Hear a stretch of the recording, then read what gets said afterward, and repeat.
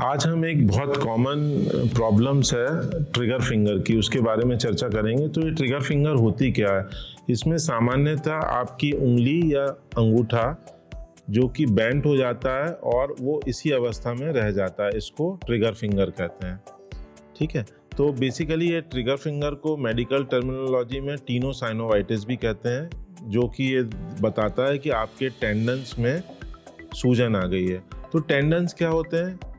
Tendons वो bands होते हैं जो कि मसल को बोन से जोड़ते हैं, आपकी मांसपेशियों को हड्डियों से जोड़ते हैं। तो जब भी इन टेंडन्स में सूजन और इन्फ्लेमेशन आता है तो ये ट्रिगर फिंगर में कन्वर्ट हो जाता है। ट्रिगर फिंगर किन मरीजों में ज़्यादा होता है? यूजुअली 40 साल की एज में, लेकिन किसी भी एज ग्रुप में ये अफेक्टेड कर सकता है इंडिविजुअल को। और मोस्ट कॉमनली उन मरीजों में देखा गया है जो कि उंगलियों का उपयोग बहुत करते हैं, जैसे टाइपिंग वाले, म्यूज़िकल इंस्ट्रूमेंट चलाने वाले या किसी अन्य प्रोफेशन के लोग जिसमें उंगलियों के मूवमेंट्स बहुत ज़्यादा होते हैं।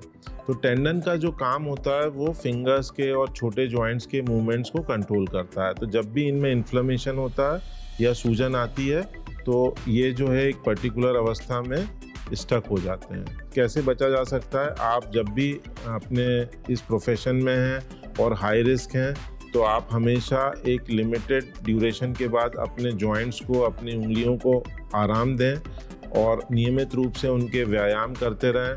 कभी भी छोटी मोटी भी दर्द होता है आपको तो आप तुरंत आइस पैक्स लगाएं, एंटी इन्फ्लेमेटरी ड्रग्स लें और उचित मात्रा में कैल्शियम और विटामिन डी का प्रयोग करें।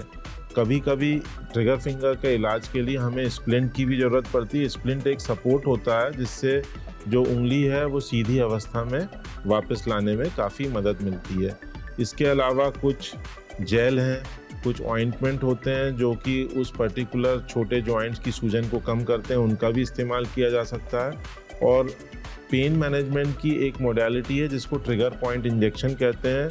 उससे स्मॉल अमाउंट में कॉर्टिकोस्टेरॉइड उस पर्टिकुलर एरिया में देने से जो है उस जगह की सूजन और दर्द इमीडिएटली रिलीफ हो जाती है और उंगली के जो मूवमेंट्स हैं उसको वापस से रीस्टोर कर लिया जाता है।